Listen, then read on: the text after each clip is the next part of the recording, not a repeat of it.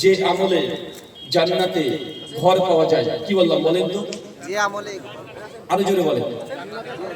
হয়নি, আরো জোরে। জান্নাতের ঘরে পাওয়া যায়। এতক্ষণ তো খুব চিৎকার মারছিলেন। যখন আমি খুতবা পাঠ করছিলাম নিজের আপোষের কথা বলছেন, এখন আপনাদেরকে জিজ্ঞাসা করলাম আলোচ্য বিষয় কি, তো এই গুটি কয়েক 8-10 জন মানুষ বলছেন, বাকি কি ঘুমাচ্ছেন নাকি? এখন বলেন আলোচ্য বিষয়টা বলেন, আবার বলেন। জান্নাতে ঘর পাওয়া যায়। এটা বললাম আলোচ্য বিষয়, যে আমলে জান্নাতে ঘর পাওয়া যায়, তাই না? আলোচ্য বিষয় যে আমলে জান্নাতে ঘর পাওয়া যায়, মানে এমন কিছু আমল আজকে আপনাদেরকে বোঝানোর চেষ্টা করব যে আমলগুলো দুনিয়াবী জীবনে যদি করতে পারেন তাহলে আল্লাহ সুবহানাহু ওয়া তাআলা আমাদের প্রত্যেককে জান্নাতে একটা করে ঘর আগে থেকে আমাদের জন্য ফাইনাল করে রাখবেন। যদি আপনি চান এখন আপনি কলকাতায় যাবেন, আপনি ট্রেনে টিকিট কাটার জন্য আগে রিজার্ভেশন কনফার্ম করতে হয় না? তো রিজার্ভেশন কনফার্ম করার জন্য কিছু অর্থ ব্যয় করতে হয়, কিছু সময় ব্যয় করতে হয়। তারপর আপনি কনফার্মেশন নোটিফিকেশন মোবাইলে হোক বা কোনো প্রিন্ট আউটের মাধ্যমে আপনার হাতে দিয়ে দেওয়া হয়। ঠিক আল্লাহ সুবহানাহু ওয়া তাআলার জান্নাতে অজস্র অসংখ্য ঘর আছে, এটা নিশ্চিত সত্য কথা। আর সেই সমস্ত ঘরগুলোকে যদি কনফার্ম করতে চান এই দুনিয়াবী জীবনে কিছু আপনাকে কর্ম করতে হবে, আর এই কর্মের মাধ্যমে ইনশাআল্লাহ আপনি আশা রাখতে পারেন যে জান্নাতে আপনি ঘর পাবেন। আর যাদের জান্নাত আছে না নাই, মৃত্যুর পর জীবন, আসলে এটা সত্য কি সত্য নয়, কবরের আযাব এটা কে বা দেখে এসেছে? হুজুর আপনি এত বড় কথা বলছেন, তো কবরে যে আযাব হয়, মৃত্যুর পর যে একটা জীবন আছে, একটা লাইফ আছে, এটা কে দেখে এসেছে? প্রমাণ কি? যদি এমন যদি কোনো সংশয় সন্দেহ যদি থাকে, ইনশাআল্লাহ আলোচনার শেষে প্রশ্নোত্তর পর্ব আছে, মুসলিম এবং অমুসলিম সকলে আপনারা অংশগ্রহণ করতে পারবেন। আর আমার আলোচনার প্রত্যেক আলোচনা পরে একটা সংক্ষিপ্ত প্রশ্নোত্তর অ্যানসার সেশন রাখা হয়, তাতে আমার আলোচনার মধ্যে যদি আমি কোনো ভুল করে থাকি বা আমার দ্বারা বলতে পারে কি পারে না, বলতে পারে না। সুনানুত তিরমিজি হাদিস নাম্বার 2499, আল্লাহ নবী বলেছেন কুল্লু বনি আদম খাত্তাউন, প্রত্যেক আদমের সন্তান তারা ভুলকারী, ভুল মানুষ করবে, এটা মানুষের একটা বৈশিষ্ট্য। সুনান তিরমিজি হাদিস নাম্বার 3105, আল্লাহ নবী বলেছেন যদি আদমের সন্তান ভুল না করত, আল্লাহ সুবহানাহু ওয়া তাআলা বলেছেন তাহলে আমি এমন এক জাতিকে সৃষ্টি করতাম যারা ভুল করত, আবার আমি আল্লাহর কাছে বারবার তওবা করত। মানে এক্ষেত্রে করে বুঝতে পারলাম দুটো হাদিস থেকে শুরুতেই যে মানুষ ভুল করবে এটা স্বাভাবিক। সে আলেম হোক, সে যত বড় ব্যক্তি মুহাদ্দিস ফোকা হোক, যত বড় পণ্ডিত মহাত্মা মহাপুরুষ হোক, আর যত বড় অ্যালবার্ট আইনস্টাইন থেকে শুরু করে দুনিয়ার যত মানুষ আছে সকলের দ্বারা ভুল হওয়া সম্ভব। কেন? স্যার আইজাক নিউটন নাম শুনেছেন না ভাইয়া? যারা সায়েন্স নিয়ে পড়াশোনা করেছেন মোটামুটি যত সামান্য ক্লাস 6-7 পর্যন্ত পড়লেও নামটা শুনেছেন। আইজাক নিউটন তিনি যেই থিওরিগুলো দিয়েছিলেন, আমাদের কিছুদিন আগে অ্যালবার্ট আইনস্টাইন আইজাক নিউটনের 60% থিওরিকে পুরো ভুল প্রমাণ করে ছেড়ে দিয়েছে। মানে বিজ্ঞানের মধ্যে, সায়েন্সের মধ্যেও একজন বিজ্ঞানী আরেকজন বিজ্ঞানী ভুল ধরে, ধরে কি ধরে না? তার মানে শুধু হুজুররাই যে হুজুরদের ভুল ধরে, রাজনীতির বক্তা যারা একজন রাজনীতি বক্তার ভুল ধরে, এক ধর্মের বক্তা আরেক ধর্মের বক্তা সম্পর্কে সমালোচনা করে, এমনটা নয়। কারণ সায়েন্সের মধ্যে যতগুলো বিরোধিতা আছে, যেমন Charles Darwin theory of evolution, মানে আপনার ভাষাতে মানুষ এসেছে হনুমান থেকে। ওই যে ইতিহাস ভূগোলে বই দেখেছেন না, প্রথমে একটা হনুমান, আস্তে আস্তে আস্তে আস্তে মানুষ হচ্ছে। তো এই গবেষণাকে পৃথিবীতে যতগুলো চার্লস ডারউইন থিওরির পক্ষে যতগুলো বই লেখা হয়েছে তার দ্বিগুণ বিপক্ষে বিজ্ঞানীরা বই লিখেছে, কোনো হুজুর না। তার মানে বোঝা গেল প্রত্যেকটা জায়গাতে ভুল হওয়া সম্ভব। তাই আমি আমার আলোচনার পরে একটা সংক্ষিপ্ত প্রশ্নোত্তর পর্ব রাখি।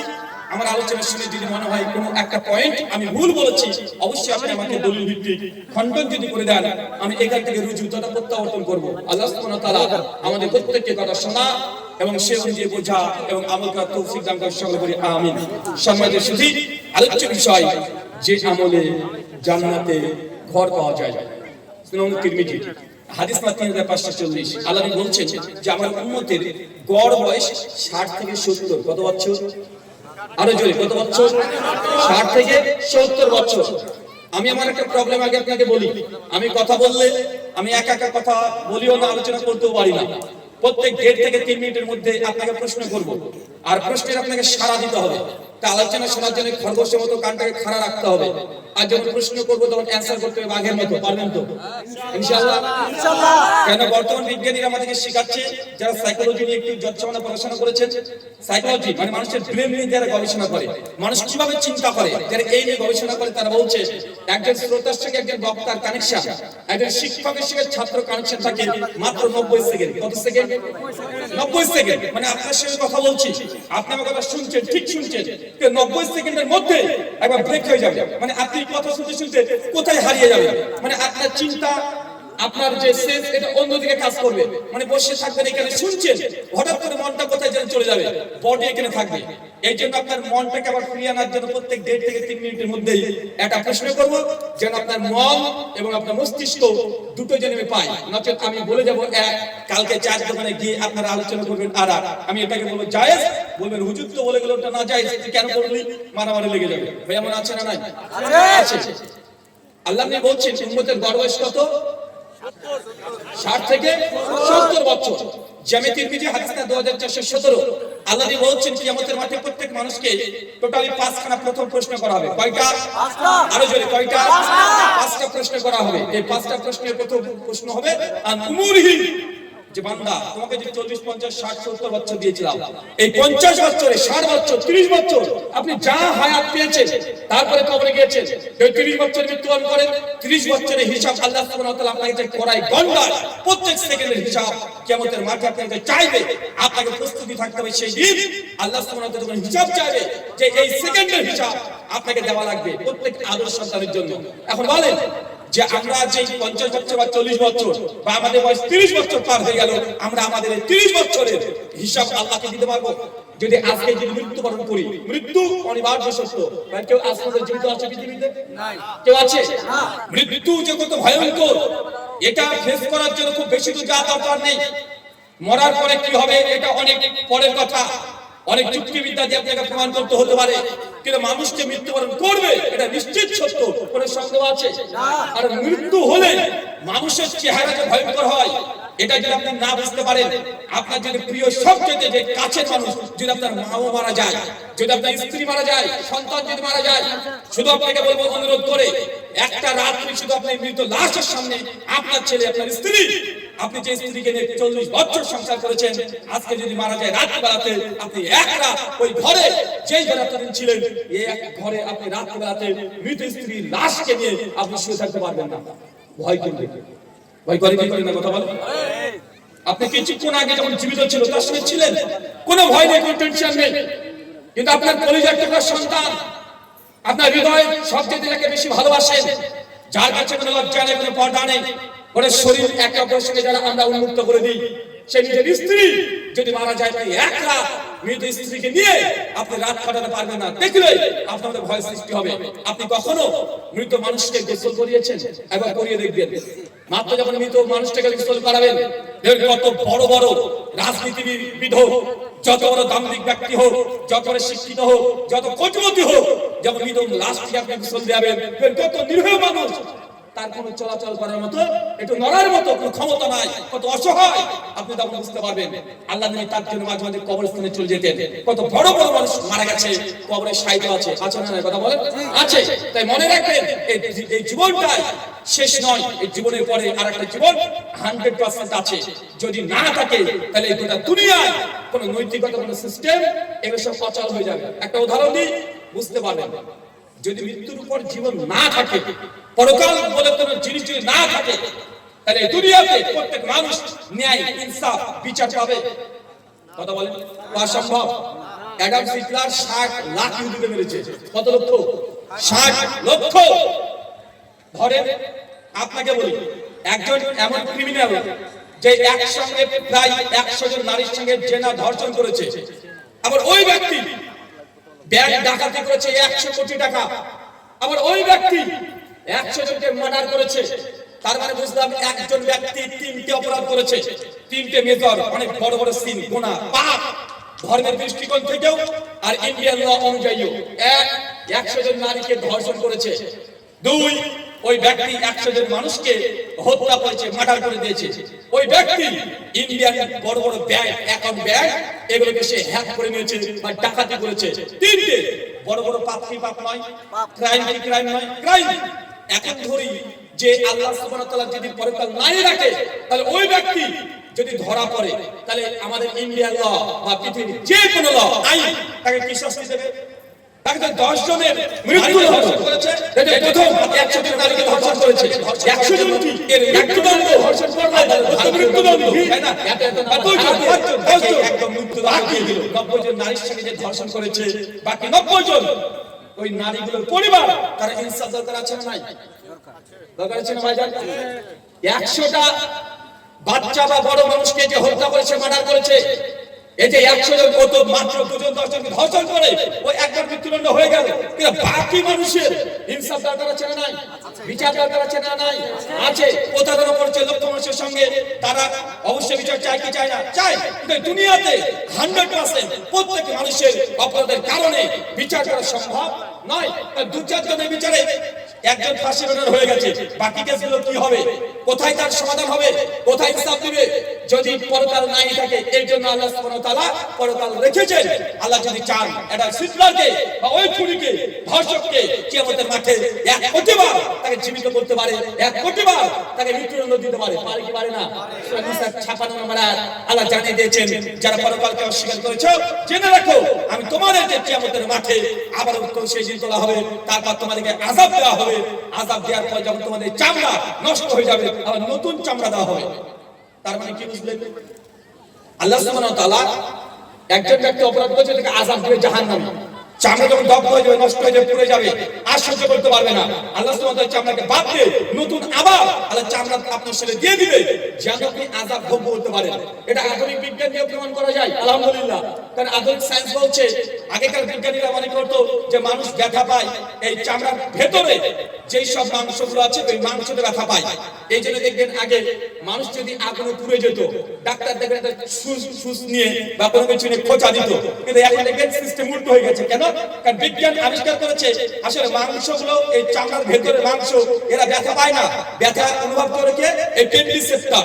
এই পেন রিসেপ্টর, এখানে একটা কোষ আছে, এই কোষের কারণে মানুষ ব্যথা অনুভব করে। কোরআন মাজিদ 1400 বছর আগে বলে দিয়েছে যে মানুষ ব্যথা পায় এই পেন রিসেপ্টরের মাধ্যমে। কথা কি বুঝতে পারলেন? তার মানে মৃত্যুর পরে যদি পরকাল না হয়, এই দুনিয়া হবে জোরজার মুল্লুকটা তাদের। কারণ দুনিয়াতে কোন রকমের বিচার 100% করা সম্ভব নয়। কয়েক কোটি মানুষ ইতিহাসে আছে যারা বড় বড় স্মাগলিং করেছে, দুনিয়ার আইনে তাদেরকে ধরতে পারে নাই, কিন্তু তারা ভালোভাবে মৃত্যুবরণ করেছে। আচ্ছা না, কথা বলেন? কিন্তু আল্লাহ সুবহানাহু ওয়া তাআলা পরকাল এই জন্য রেখেছে, সূরা নিসা 40, আল্লাহ কারোর সঙ্গে সেই দিন অনুপরিমাণে জুলুম করবে না। আল্লাহ সুবহানাহু ওয়া তাআলা আমাদের বুঝার তৌফিক দান করুন, সকলে বলি আমিন। তাই মৃত্যুর পর পরকাল আছে, এটা নিয়ে কোনো সংশয়ের কোনো জায়গা নেই। আপনার যদি আরো যুক্তি লাগে, আরো প্রমাণ লাগে, সায়েন্টিফিক যদি অ্যানসার লাগে, আপনাকে তো বলতে আমি রাজি আছি। কিন্তু আপনি এতটুকু বিশ্বাস করেন মৃত্যুর পর জীবন, এটা অনিবার্য সত্য কথা, 100% সত্য কথা। কারণ এই যে মৃত্যুর পর জীবন নিয়ে এখন আলোচনা করব, যে আমলে জান্নাতে ঘর পাওয়া যায়। এখন আপনার মধ্যে যে সন্দেহ থাকে যে জান্নাত আছে না নাই, তাহলে আমার গোটা আলোচনাতে বৃথা। বৃথা নাই ভাইজান। যদি আপনি মৃত্যুর পর জীবনকে বিশ্বাস না করেন, তাহলে আমি এখন যত আলোচনা করবো সব অনর্থক হবে না। কারণ অনেকের মধ্যে সংশয় থাকে। তাই প্রথমে আপনাদেরকে জোর দাবি এটা করছি যে মৃত্যুর পর জীবন, এটা অনিবার্য, এটা আছে, নিশ্চিত বিশ্বাস করেন। আল্লাহ সুবহানাহু ওয়া তাআলা বলেন কিয়ামতের মাঠে প্রত্যেক মানুষকে 5খানা প্রশ্ন করা হবে। প্রথম প্রশ্ন, আন উমুরিহি, তোমাকে যে বয়স লাইফ দিয়েছি, কোন খাতে ব্যবহার করেছো, কি করেছো? আজকে এখানে আলোচনা সভা চলছে, ওইখানে তুমি মেলা খেলা থেকে ঘুরে বেড়াচ্ছ, এই হিসাব কিয়ামতের মাঠে দেওয়া লাগবে। আজকে এখানে আলোচনা চলছে, তুমি পাশাপাশি এখনো গল্প করছো, কিয়ামতের মাঠে আপনাকে হিসাব দেওয়া লাগবে। আচ্ছা, মার্ক জুকারবার্গকে চেনেন? কে কে চেনেন? হাত তোলেন তো। একজন চেনেন মাত্র? 2 জন 3 জন? মাশাআল্লাহ। আচ্ছা বলেন তো ফেসবুক কার কার আছে? তো হাত তুলি। হাত তুললে ভাই, হাত তুলি, সবাই তুলি। কার কার আছে? আরে ভাই আমার দুটো আছে, একটা প্রোফাইল একটা পেজ আছে, দুটো আছে। আচ্ছা আপনাদের? আচ্ছা, মার্ক জুকারবার্গ ইনি কে? ইনি ফেসবুকের আবিষ্কারক। কি বলেন তো ভাইজান? ফেসবুকের আবিষ্কারক। ইনি আবিষ্কার করেছেন 2004 সালের ফেব্রুয়ারি মাসে। প্রথম তিনি বিজনেসের জন্য এই ফেসবুককে তিনি গোটা বিশ্ব জগতে তিনি অ্যাকাউন্ট খোলার জন্য পারমিশন দিয়েছেন। মার্ক জুকারবার্গ কোন ধর্মের জানেন? হ্যাঁ, কোন ধর্মের? খ্রিস্টান নয়, তিনি হচ্ছেন ইহুদি ধর্মের। কোন ধর্মের? ইহুদি ধর্মের, জিউস। বর্তমান 1 বছর 4 মাস ধরে ফিলিস্তিনি মুসলিমদের উপরে নির্যাতন করছে কারা? ইহুদিরা। গোটা বিশ্বের মিডিয়া তারা মুখ বন্ধ করে বসে আছে, অথচ আমরা এখানে খোলা মঞ্চে কত সুন্দর আলোচনা করছি, খাওয়া দাওয়া করে এসে এলাকাতে কত মানুষ এসে আত্মীয় স্বজন এসেছে, অথচ দীর্ঘ 1.5 বছর ধরে নিরন্তর ভাবে মুসলিমদেরকে হত্যা করছে। আপনি একটু যদি কান খোলা রাখেন আপনি অবশ্যই আপনি বুঝতে পারবেন এই ইহুদি বা জিউস মার্ক জুকারবার্গ তিনি ফেসবুকের আবিষ্কারক। তিনি একটা ভয়ঙ্কর রিপোর্ট তিনি পেশ করেছেন। তিনি বলছেন যে গোটা বিশ্বের জগতে মানুষের সংখ্যা হচ্ছে 800 কোটি। কত কোটি? 800 কোটি। মানুষ কতগুলো আছে? 800 কোটি। Times of India, Indian news paper 2015 সালের 13 অক্টোবর পৃষ্ঠা নাম্বার 19-এ ছোট্ট করে একটা আর্টিকেল, একটা পরিসংখ্যান দিয়েছে। তারা বলছে গোটা বিশ্বের জগতে মানুষ আছে প্রায় 800 কোটি, আর ধর্মের সংখ্যা প্রায় 4,500। কতগুলো ধর্ম আছে বলেন তো? চিন্তা করতে পারছেন এবার? কটা ধর্মের নাম জানেন আপনি? আমরা তো 3, 4, 5, 10টা ধর্মের নাম জানি, কিন্তু আলাদা আলাদা ধর্ম প্রায় 4,500। তারপরে বলছে গোটা বিশ্ব জগতের মানুষের সংখ্যা 800 কোটি, ধর্ম 4,500, আর 4,500 ধর্মের মধ্যে সবচেয়ে যে ধর্মের অনুসারী বেশি সে ধর্মটার নাম কি? কোন ধর্মের মানুষ? খ্রিস্টান। খ্রিস্ট ধর্মের অনুসারী গোটা বিশ্ব জগতের সবচেয়ে বেশি, তারা আছে 220 থেকে 230 কোটি। আর পৃথিবীর দ্বিতীয় বৃহত্তম ধর্মের হচ্ছে ইসলাম। আমরা গোটা বিশ্ব জগতে আছি তাই 170 থেকে 180 কোটি। পৃথিবীতে ভারতবর্ষ, ইন্ডিয়া যেমন একটা দেশ, এরকম গোটা দেশে সংখ্যাগরিষ্ঠ মুসলিম কান্ট্রি আছে প্রায় 56খানা। আর পৃথিবীর তৃতীয় বৃহত্তম ধর্মের নাম হচ্ছে হিন্দুইজম, তবে সনাতন ধর্ম, যাদের পরিসংখ্যান গোটা বিশ্ব জগতে 130 থেকে 140 কোটি। তার মানে আমরা বুঝলাম পৃথিবীর তৃতীয় বৃহত্তম ধর্মের নাম কি? কোন ধর্ম? ইসলাম ধর্মের আমরা অনুসারী। আপনাকে এই কথা পয়েন্ট বোঝানোর চেষ্টা করছি। এটাই মার্ক জুকারবার্গ তিনি বলছেন যে 800 কোটি মানুষের মধ্যে তার টার্গেট পুরো বিশ্বের মানুষের পুরো ডাটা, তথ্য, ডকুমেন্ট তারা যেন হাতে রাখতে পারে, ইহুদি জাতি যেন হাতে রাখতে পারে। এই যে তারা সোশ্যাল মিডিয়া প্ল্যাটফর্মকে ব্যবহার করছে, তার মধ্যে একটা ফেসবুক মার্ক জুকারবার্গ টুইট করে জানিয়ে দিয়েছে তাদের এই যে উদ্দেশ্য তার 60% তারা কনফার্ম করে ফেলেছে, মানে সফল হয়েছে। প্রায় 500 কোটি মানুষ এখন ফেসবুক সোশ্যাল মিডিয়া আছে। আপনাদের আছে না নাই কথা বলেন? 500 কোটি মানুষ, আর প্রত্যেকের ডেটাবেস মার্ক জুকারবার্গের প্রোফাইল একদম আছে, ডাটা তথ্য সমস্ত কিছু তাদের হাতের মধ্যে আছে। এটা যত না ভয়ঙ্কর রিপোর্ট, তার চেয়ে ভয়ঙ্কর রিপোর্ট মার্ক জুকারবার্গ তিনি বলছেন যে এখন বর্তমান বিশ্ব জগতে যারা এই সোশ্যাল মিডিয়ার মাধ্যমে এই মোবাইল ফোন ব্যবহার করি, আমরা কে কে মোবাইল ব্যবহার করি একটু হাত তুলি। সবাই করি না ভাই? মাশাআল্লাহ, আল্লাহর ওলির ব্যাপারটা সবাই আমরা মোবাইল ফোন ব্যবহার করি। আচ্ছা, মোবাইল কি আমরা চালাই না? মোবাইল চালাই তো আমরা সকলে আমরা মোবাইল চালাই। এটা নিশ্চিত মাইক্রোসফট তাদের ওয়েবসাইটে লিখেছে, মাইক্রোসফট বোঝেন তো আমাদের যে অ্যান্ড্রয়েড সেট, এটা সম্পূর্ণ সিস্টেম কারা নিয়ন্ত্রণ করে? মাইক্রোসফট অথবা এয়ারটেল। মাইক্রোসফট অ্যান্ড্রয়েড এটা যে তারা কি করছে? নিয়ন্ত্রণ করছে। তারা বলছে যে তাদের এই মোবাইল যারা ব্যবহার করে কন্টিনিউ প্রতিদিন 24 ঘন্টায় 7600 বার স্ক্রিনে টাচ করে। কতবার? মানে 7600 বার কোনো না কোনো ভাবে আপনি টাচ করছেন। আর ভয়ঙ্কর তথ্য, ওই যে প্রতিদিন একজন মানুষ যে সোশ্যাল মিডিয়া ব্যবহার করে, ও ধরে Facebook, YouTube, Twitter, Instagram, WhatsApp, totally প্রতিদিন একটা মানুষ 4 থেকে 5 ঘন্টা এই মোবাইলের সময় দেয়। কত ঘন্টা? 4 থেকে 5 ঘন্টা।